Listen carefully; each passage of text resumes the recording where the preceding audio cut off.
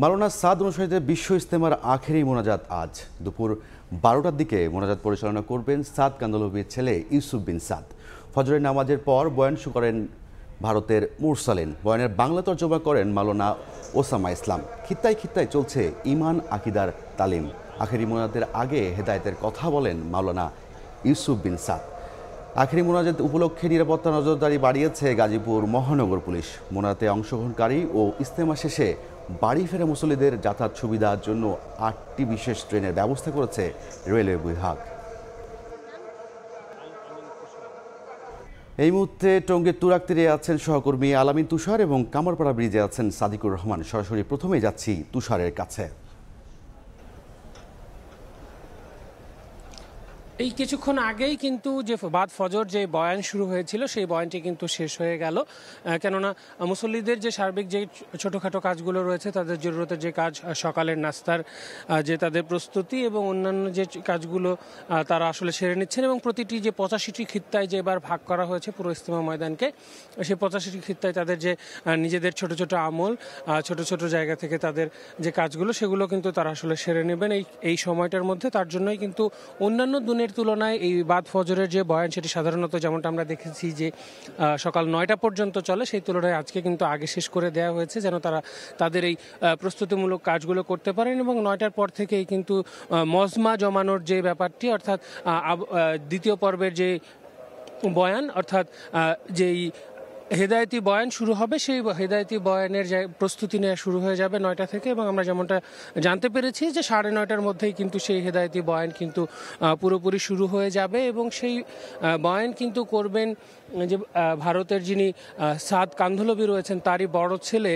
ইউসুফ বিন সাদ, তিনি কিন্তু সেই বয়ান করবেন। এবং সেই বয়ানে মূলত আসলে যারা আসলে এখান থেকে বিভিন্ন জায়গায় চিল্লায় যাবেন, কেউ 40 দিনের, কেউ 4 মাসের, কেউ যারা বিদেশ সফরে বের হবেন, যারা এই দিনের দাওয়াতি কাজে তারা আসলে কি ধরনের কাজ করবেন, তাদের আদব কি থাকবে, তারা আসলে কিভাবে ইসলামের দাওয়াত দাঁড়ে দাঁড়ে পৌঁছে দিবেন মানুষের দাঁড়ে দাঁড়ে, সেই নিয়েই আসলে মূল আলোচনা হবে সেই হেদায়েতি বয়ানে। এবং সেই হেদায়েতি বয়ান যখন শেষ হয়ে যাবে, সেই হেদায়েতি বয়ান শেষ হয়ে গেলেই কিন্তু আখেরি মোনাজাত শুরু হয়ে যাবে। এমনটাই আমরা জানতে পেরেছি যে মোটামুটি বেলা 12টা নাগাদ কিন্তু সেই আখেরি মোনাজাত শুরু হয়ে যাবে, এমনটাই আমরা জানতে পেরেছি। এবারের আখেরি মোনাজাত যেহেতু মাওলানা ইউসুফ বিন সাদ উনি বাংলা ভাষাভাষী নন, সেই জায়গা থেকে উর্দু এবং আরবি ভাষায় এই আখেরি মোনাজাত পরিচালিত হবে, এমনটাই কিন্তু আমরা জানতে পেরেছি। এবং 9:30 থেকে যেই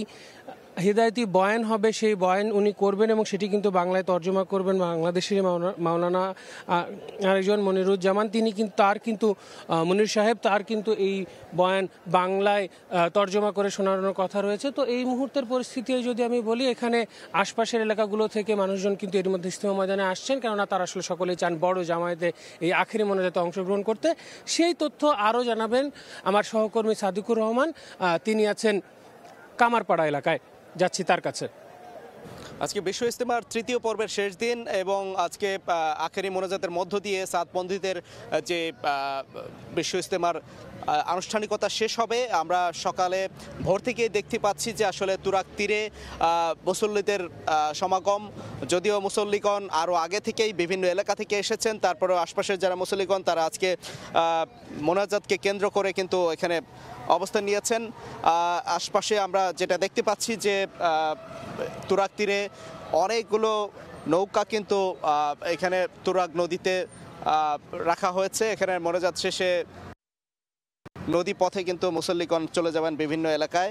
আজকে ফজরের নামাজের পর থেকেই কিন্তু বয়ান শুরু হয়েছে এবং এখানে আজকে 11টার দিকে আখেরি মোনাজাত অনুষ্ঠিত হবে। আমরা যতটুকু জানতে পেরেছি যে আখেরি মোনাজাত পরিচালনা করবেন মাওলানা সাদের বড় ছেলে মাওলানা ইউসুফ বিন সাদ। তিনি 2টি ভাষায়, উর্দু এবং আরবি ভাষায় মোনাজাত পরিচালনা করবেন এবং মোনাজাতে বিশ্ববাসীর জন্য কিন্তু দোয়া করা হবে এবং দেশের সার্বিক নিরাপত্তা এবং কল্যাণ কামনায় এবং মুসল্লিরা তারা আসলে যারা এখানে উপস্থিত হয়েছেন দুনিয়া আখিরাতের কল্যাণ কামনা এবং পাপ মোচনের আশায় কিন্তু আল্লাহ তাআলার কাছে ক্ষমা চাইবেন, দোয়া করবেন। এখানে আমরা যেটা দেখতে পাচ্ছি যে সকালের পর থেকে যেহেতু বয়ান শুরু হয়েছে ফজরের নামাজের পর থেকে, এখানে মুসল্লিগণ বিভিন্ন খিত্তায় কিন্তু অবস্থান নিয়েছেন।